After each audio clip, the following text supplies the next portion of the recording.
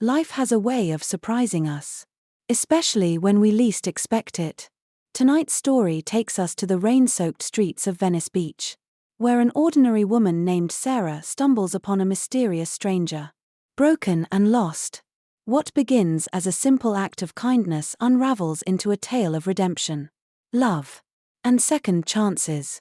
As their worlds collide, both are forced to confront their pasts and rebuild their futures together.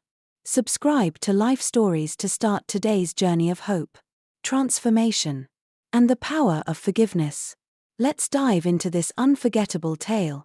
The rain came down in relentless sheets, washing over the boardwalk at Venice Beach like a shimmering curtain. I adjusted my hood, clutching my grocery bag tightly, the chill biting through my worn jacket. The storm had driven everyone indoors, leaving the boardwalk eerily deserted. The crashing waves echoed in the distance, mingling with the rhythmic patter of rain. My mind, though, was far from the weather. Bills were piling up on my kitchen counter, and I had another shift at the diner looming, where the tips barely stretched far enough to cover groceries. That's when I saw him. He was slumped against a lamppost near the pier, his silhouette barely visible through the rain. As I got closer, the details sharpened. He was a man in his mid-30s, wearing a suit that might have once been the envy of boardrooms but was now ruined. Mud streaked the fabric, and his hair was plastered to his forehead. Blood trickled from a gash on his temple. His head hung low, and his shoulders sagged as if he carried the weight of the world, or maybe just his own broken pieces. My pulse quickened. He didn't belong here. Not in this part of town. Not like this. Wealth was written in every thread of his clothing. But here he was, huddled in the storm, looking utterly lost. I hesitated, my instincts screaming at me to keep walking. Helping strangers in this city was a gamble, especially when you didn't know what kind of trouble might follow. But something about his vulnerability tugged at me. "Hey," I called out, my voice cutting through the rain. "Are you okay?" He stirred, his head jerking up. His eyes met mine, glassy, unfocused, and heavy with pain. They betrayed me," he slurred, his voice barely audible. He swayed, gripping his side as though trying to hold himself together. My gaze dropped to his hand, where he clutched an expensive watch engraved with the initials JD. The sight sent a wave of unease rippling through me, but I couldn't just leave him there. I crouched down, my heart pounding. "Look, I can't leave you here like this. Can you stand?" He mumbled something incoherent, his lips moving soundlessly. When I wrapped his arm around my shoulder and tried to lift him, I realized how heavy he was, dead weight that dragged me down with every step. Fear prickled at the edges of my thoughts. What was I doing? Helping a stranger in the middle of the night? Yet the alternative felt worse. As I struggled to guide him toward my apartment, I glanced back at the pier. Through the rain, I thought I saw a shadow, a figure standing unnervingly still, watching. My breath hitched, and I quickened my pace, telling myself it was just my imagination. Still, the nagging sense of being followed didn't leave me. By the time we reached my apartment, I was soaked to the bone, my muscles aching from the effort. I kicked the door shut behind me, the warmth of the room enveloping us. He collapsed onto the couch, his head lolling to the side, unconscious. My groceries were abandoned by the door as I rushed to grab the first aid kit from the bathroom. Kneeling beside him, I took a closer look at his injuries. A jagged gash stretched across his temple, and bruises were already blooming along his cheek and collarbone. "Who did this to you?" I whispered, dabbing at the cut with a damp cloth. He winced but didn't answer. His head turned slightly, as if he were chasing a memory just out of reach. "Betrayed, took everything," he muttered, the same fragmented words spilling out in a broken rhythm. My eyes drifted to the watch, which had slipped from his grasp onto the floor. It gleamed under the dim light, its polished surface mocking the disarray of the man who had owned it. I picked it up, the cool metal unsettling against my skin. "JD." I murmured, turning it over in my hand. Who are you? He stirred, his eyes flickering open for the briefest moment. They were blue, piercingly so, turbulent with pain and something else I couldn't quite name. Regret. Maybe. He opened his mouth as if to speak, but whatever he wanted to say was swallowed by the exhaustion that dragged him back into unconsciousness. I sat back, my fingers clutching the watch. My apartment suddenly felt smaller, the walls pressing in as the reality of the situation settled over me. I knew nothing about this man, his name, his story, or the danger he might bring with him. For all I knew, letting him in could turn my already fragile life upside down. But the alternative, leaving him out there in the storm, felt unbearably cruel. As I leaned against the window, staring out at the rain-soaked street below, movement caught my eye. The shadow was back, lingering just beyond the reach of the street lamp's glow. My stomach twisted into knots as I squinted into the darkness, trying to make sense of what I was seeing. The figure didn't move but seemed to watch my apartment with unsettling intent. My hands trembled as I closed the curtain, my mind racing. Who was this man on my couch? And what kind of trouble had I invited into my life by helping him? Outside, the storm raged on, mirroring the chaos brewing within me, and for the first time in a long while, I felt the fragile threads of my carefully constructed world begin to unravel. Morning came slowly, creeping through the thin curtains of my apartment with an unwelcome brightness. The storm had passed, leaving the streets damp and quiet. I stood by the stove, stirring a pot of oatmeal and glancing occasionally at the man still sprawled on my couch. His face, though pale and bruised, seemed calmer in the daylight. He was a stranger, a mystery wrapped in silk and shadows, and yet I couldn't shake the strange connection I felt. Sarah. Are we having oatmeal again? My little brother Ethan's voice broke through my thoughts. He stood in the doorway, his bedhead sticking up in all directions, and his freckled face crinkled with the usual mix of curiosity and annoyance. I managed a small smile. It's quick and easy, kiddo. Besides, you like it. Ethan wrinkled his nose but shuffled to the table, his eyes darting toward the man on the couch. Who's he? A friend, I said quickly, brushing a strand of hair from my face. He wasn't feeling well, so he stayed the night. Ethan raised an eyebrow but didn't push further.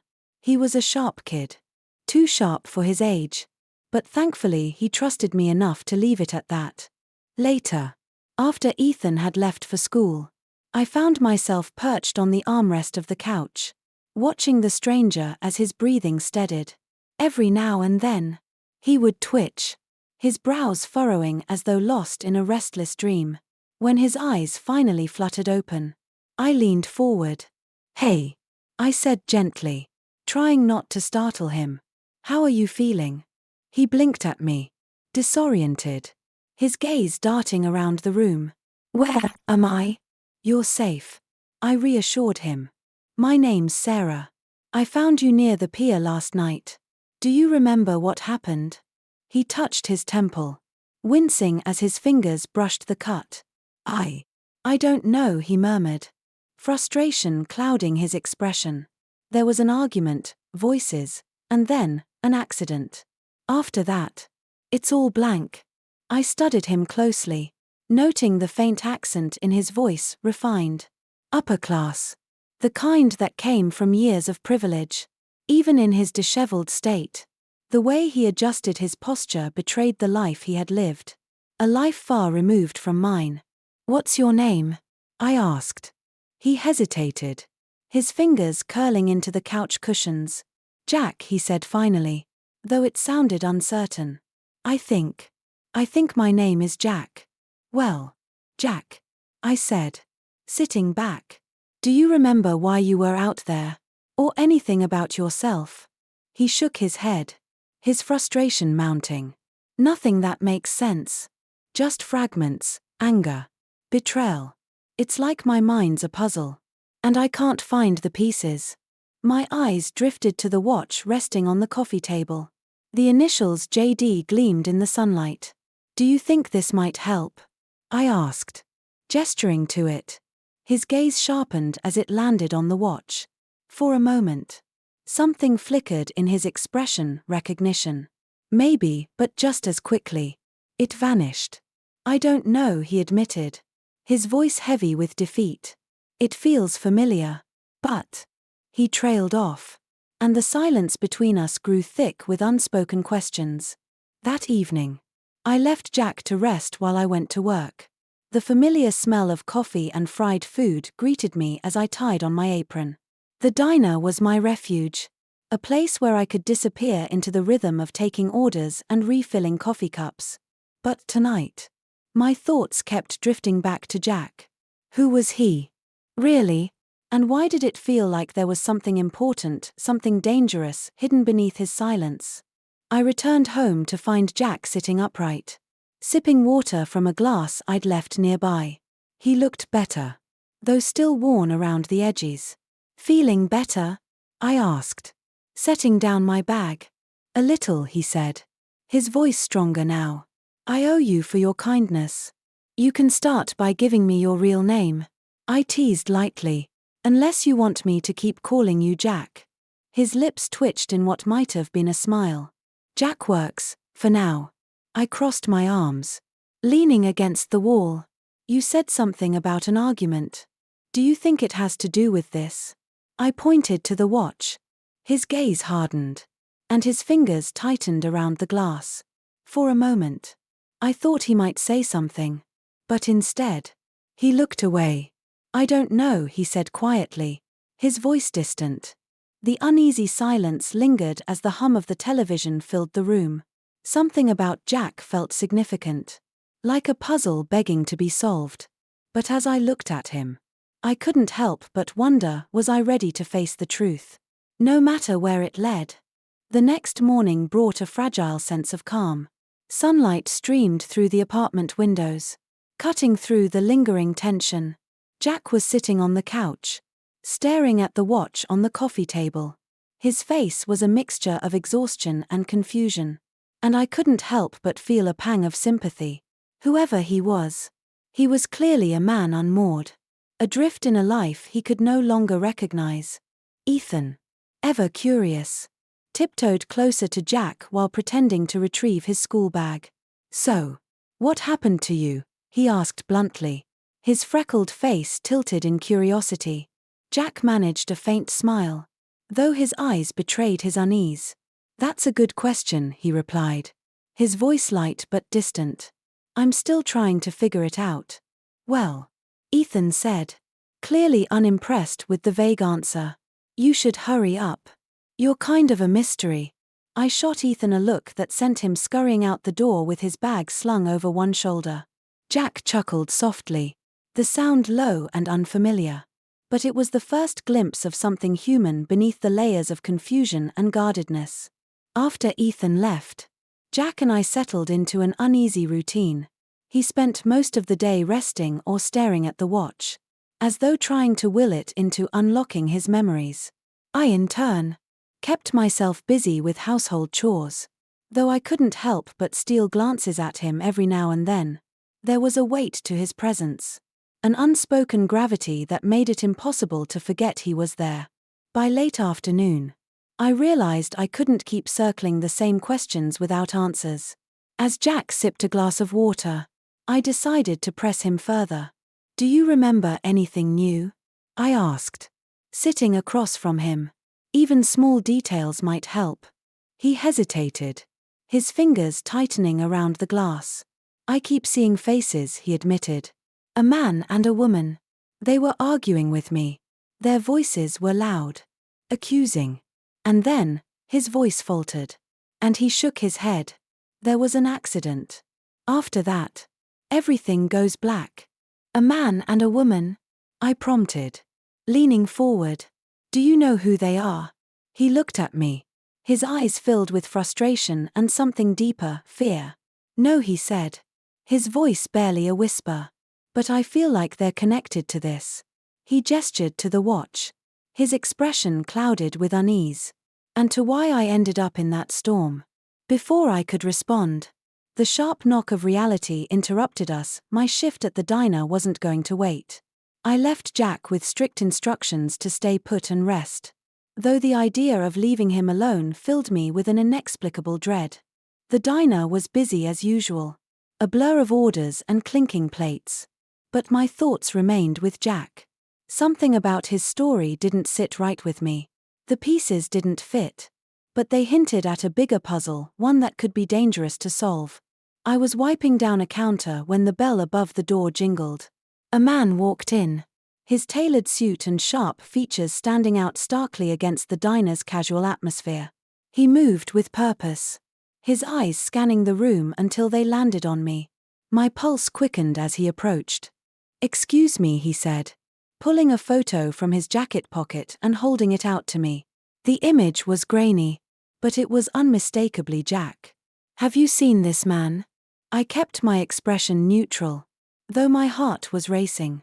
"No," I lied smoothly, barely glancing at the photo. "Why? Is he in trouble?" The man's gaze lingered on me, sharp and assessing. "He's missing," he said finally, slipping the photo back into his pocket. "If you see him, let me know." He handed me a business card before turning and walking out without another word. I stared at the card, my mind racing. The name on it was unfamiliar, but the logo at the top, Dalton Enterprises, sent a chill down my spine. Jack wasn't just anyone. He was someone important, someone powerful, and someone very dangerous. When I got home, Jack was sitting on the couch, flipping through an old magazine. He looked up as I walked in, his expression softening when he saw me. "Something wrong?" he asked, his tone gentle but probing. I hesitated, then pulled the business card from my pocket and tossed it onto the coffee table. "Someone came looking for you today," I said. "They mentioned a woman named Victoria Collins. Does that name mean anything to you?" Jack picked up the card, his fingers brushing over the embossed text. The name clearly triggered something. His jaw tightened, and flashes of recognition flickered across his face. He started, his voice trembling slightly. "She worked with me, I think. But something happened. I can't remember." His frustration was palpable, but so was his fear. And as much as I wanted answers, I couldn't ignore the sinking feeling that helping him might pull me into something far bigger than I was prepared for. That night, sleep didn't come easily. Every time I closed my eyes, the day's events replayed in my mind: the man at the diner, the name Victoria Collins, the way Jack had clutched the business card as if it held the key to his lost memories. My tiny apartment felt impossibly small, the air thick with unanswered questions, and beyond the windows, the darkness seemed to press in, carrying an undercurrent of unease. When morning came, the tension lingered. Jack sat at the table, his shoulders slumped as he stared at the watch resting in his hand. The bruises on his face had started to fade, but the haunted look in his eyes remained. I watched him from across the room, torn between frustration and sympathy. He was a mystery I wasn't sure I wanted to solve, but I also couldn't bring myself to walk away. "Jack," I said, breaking the silence, "we need to talk." He looked up, his gaze heavy. "About what?" I took a deep breath, gathering my thoughts. "About who you are. About Victoria Collins and Dalton Enterprises. Someone came looking for you yesterday, and they weren't exactly subtle." His expression darkened, and he leaned back in his chair, his fingers tightening around the watch. "What did they say?" "Just that you're missing," I replied. "But they didn't seem like they were just trying to help. And then there's you, barely remembering anything but clearly terrified of what you do recall." I paused, searching his face for any flicker of honesty. "What's going on, Jack? What aren't you telling me?" For a long moment, he said nothing. Then he sighed, running a hand through his hair. "I don't know the whole truth," he admitted, "but I'm starting to remember pieces. Victoria worked with me closely, and Dalton Enterprises, it's not just a company. It's my company." I froze, his words sinking in like stones. You're saying you're James Dalton? The name was one I recognized, though only distantly. The billionaire CEO of Dalton Enterprises. The face of countless business magazines. The kind of man who moved in circles far removed from my world. I think so, he said. His voice filled with uncertainty. I don't remember everything. But it feels right. And if that's true. Then, he trailed off. His expression clouded with guilt. Then what? I pressed. He hesitated. His eyes meeting mine. Then I've done things I'm not proud of. His words hung in the air between us. Heavy with implications. I wanted to demand answers. To hold him accountable for whatever those things might be. But there was something in his tone, a raw vulnerability, that stopped me. James, whatever your name is. I said. My voice softer now. You need to figure this out. Running from it isn't going to solve anything. He nodded. Though the tension in his shoulders remained. I know, he said quietly. But I don't even know where to start. Later that afternoon, while Jack rested, I decided to dig deeper. A quick search online confirmed what he'd said. James Dalton was indeed the CEO of Dalton Enterprises. And he was missing. Articles speculated about his sudden disappearance. Some hinting at foul play. And then there was a name that came up repeatedly, Victoria Collins. His second-in-command. As I scrolled through the headlines, one in particular caught my eye. Dalton Enterprises CEO under fire. Allegations of mismanagement and betrayal rock the company. The article detailed a series of controversies surrounding the company, including layoffs that had devastated families. My chest tightened as memories surfaced, my father sitting at the kitchen table, staring at a pink slip with Dalton Enterprises stamped across the top. The job he'd lost. The debt that had spiraled out of control. The slow unraveling of the man who had once been my anchor. It all pointed back to this company. To him. I closed the laptop. My hands trembling. The man sitting on my couch wasn't just a stranger. He was the reason my family had fallen apart. When Jack stirred later, I confronted him. The weight of my anger and grief spilling out in a torrent. Do you have any idea what your company has done? I demanded. Standing over him as he sat on the couch. He looked up at me. Startled. Sarah. What? My father worked for Dalton Enterprises. I said. My voice cracking. You shut down his division without a second thought. He lost his job. His dignity, everything. And you, my voice faltered as tears blurred my vision. You were the one who made it happen. Jack's face drained of color. And he stood slowly. His hands raised as if to calm me. Sarah. I didn't know, he said. His voice raw. I swear. I didn't know. Of course you didn't. I shouted. Because people like you never do. You make your decisions from your ivory towers. And you never think about the lives you're destroying. I'm sorry, he said. His voice breaking. If I could go back and change things, I would. But it wasn't enough. It couldn't be. I turned away. My heart pounding with a mix of anger and pain. You can't fix this, James. Some things are beyond repair. And yet, even as I said the words, a part of me wondered if that was really true. Could someone like him truly change? Could I find it in myself to let go of the past? The questions lingered as the storm clouds gathered once more, both inside and out. The following days were heavy with unspoken tension. Jack, no. James seemed to withdraw into himself. His shoulders hunched under the weight of my accusations. I wasn't much better. Every time I looked at him, I saw the man I'd blamed for years of struggle and heartache. Yet there were moments, small, fleeting ones, where I glimpsed something else. A man trying, despite his flaws, to piece himself back together. One evening, after Ethan had gone to bed, I found James sitting at the small kitchen table, staring at a folder of documents he had spread before him. His face was drawn, the light from the single bulb above casting sharp shadows on his features. He barely looked up as I approached. But his voice broke the silence. I've been reading through these, he said, his tone low and measured, trying to make sense of what happened before I ended up here. I hesitated. My arms crossed defensively. And find anything that makes you look less like the villain? He flinched at my words. But instead of snapping back, he sighed. No, he admitted. If anything, it's worse than I thought. Curiosity got the better of me, and I stepped closer, glancing at the papers spread before him. They were internal documents from Dalton Enterprises, financial reports, emails, and records of decisions made under his leadership. One in particular caught my eye, a memo announcing the closure of the division where my father had worked. The language was cold, clinical, focused solely on profit margins. I picked it up, my chest tightening. This is what ruined my family. James looked up at me, his blue eyes filled with regret.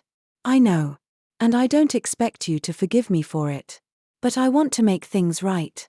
How? I demanded, my voice trembling. You can't bring my father back. You can't undo the years we spent clawing our way out of debt. No, I can't, he said quietly, but I can try to change what's in front of me.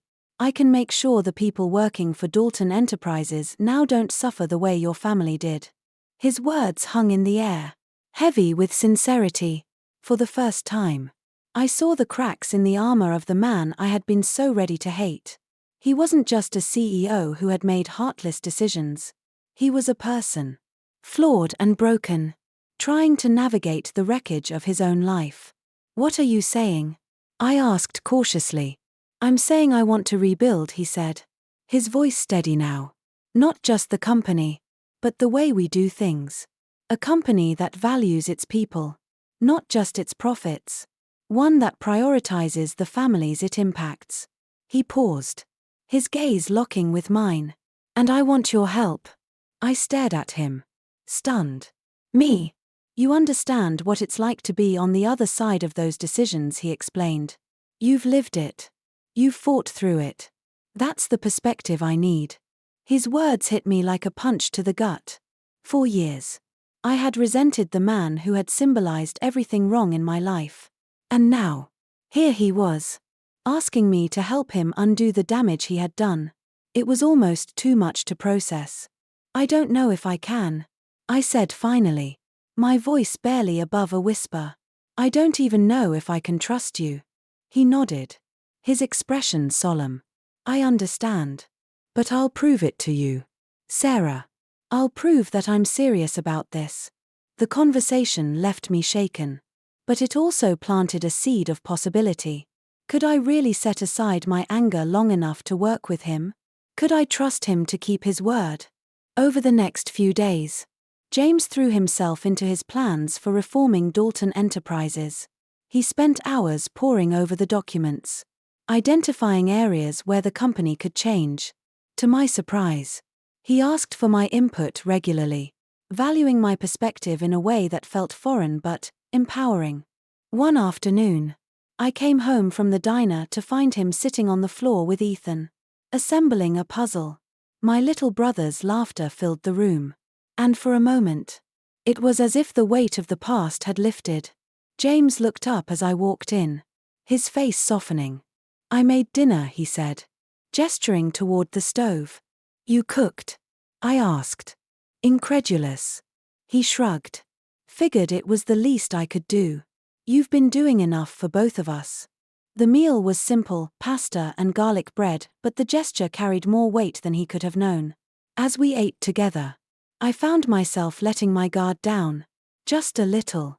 That night, as I lay in bed, I couldn't stop thinking about what he had said. About rebuilding. About making things right. For the first time in a long time, I felt a glimmer of something I hadn't dared to hope for, a chance to move forward. The following week felt like stepping into unfamiliar territory. James was relentless in his efforts to transform Dalton Enterprises. And by some inexplicable pull, I found myself being drawn into his world. He shared ideas with me over late-night coffee at the kitchen table, asking for my thoughts on how the company could do better. At first, I approached it with skepticism. How could a man responsible for so much harm truly want to change? But as the days passed, I began to see glimpses of a man who genuinely cared. One evening, he placed a blueprint on the table, smoothing out its creases. "This is what I've been working on," he said, his voice tinged with both excitement and nervousness. "A new campus for Dalton Enterprises, a place that prioritizes sustainable practices, community partnerships, and opportunities for the employees we've let down." I leaned over the table, studying the intricate design. It was more than just a building. It was a vision, a promise of something better. "You really think you can pull this off?" I asked, my voice heavy with doubt.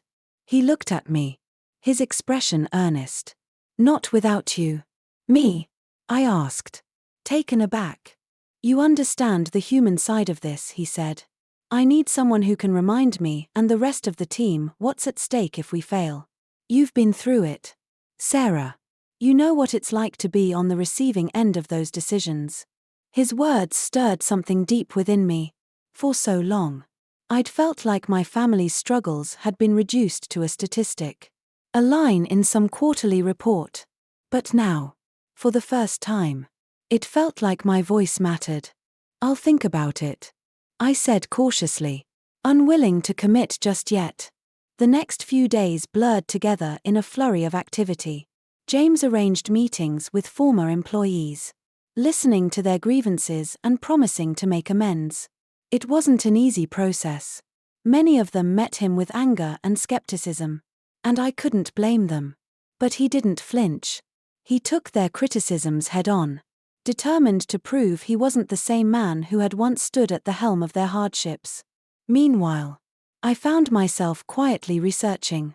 I read articles about Dalton Enterprises, about James' rise to power and the controversies that had plagued his leadership.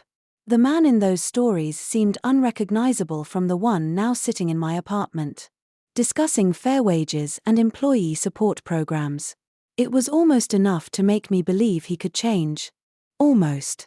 One evening, after my shift at the diner, I returned to find James in the kitchen, sleeves rolled up as he prepared dinner. The sight was so domestic, so normal, that I froze in the doorway. "You're cooking again?" I asked, half joking. He glanced over his shoulder, a small smile tugging at his lips. "I figured I'd better get good at it if I'm going to stick around." His words hung in the air, heavy with implication. Stick around. As much as I wanted to stay guarded, I couldn't ignore the warmth that crept into my chest. We ate together, the conversation light and easy. Ethan talked about his school project, and James listened intently, even offering to help. It was strange, seeing him fit so seamlessly into our little world. But it also scared me, because the more he became part of our lives, the harder it would be if he left or if he wasn't the man he claimed to be. That night, as I washed dishes, James joined me, drying each plate I handed him. The silence between us was comfortable, almost companionable. Then, out of nowhere, he spoke. "Sarah, I know I've done things that hurt people," he said quietly, "but being here, with you and Ethan, it's reminded me of the kind of person I want to be. I don't want to be that man anymore. I want to be someone better." His words caught me off guard, and I turned to look at him. His face was open, vulnerable in a way that felt raw and real. "And I want to show you I mean it," he continued. "Not just through words, but through actions." I didn't know how to respond. A part of me wanted to believe him, to believe that people could change. But another part of me, the one shaped by years of pain and disappointment, held back. "You've got a lot to prove, James," I said finally, my voice steady but soft. He nodded. "I know. And I will." As the night wore on, I found myself feeling something I hadn't in a long time: hope. Maybe, just maybe, there was a way forward. A way to heal the wounds of the past and build something new. Together. The storm outside had passed, but the one inside me still lingered. Yet for the first time, it felt like there might be light on the horizon. As the sun set over the city, Sarah and James stood at the edge of the pier where their story had begun. The waves lapped gently against the wooden posts, and the horizon stretched endlessly before them, bathed in hues of orange and pink. "You've come a long way," Sarah said softly, her hand resting in his. "And I couldn't have done it without you," James replied, his voice filled with gratitude. "You gave me the courage to face my mistakes and the chance to be better." Together, they had rebuilt not just Dalton Enterprises, but also their lives. Forgiveness hadn't come easily, but it had paved the way for a brighter future. Their story was a testament to redemption, resilience, and the power of second chances. If this story moved you, subscribe to Life Stories for more tales of hope, love, and transformation. See you in the next chapter.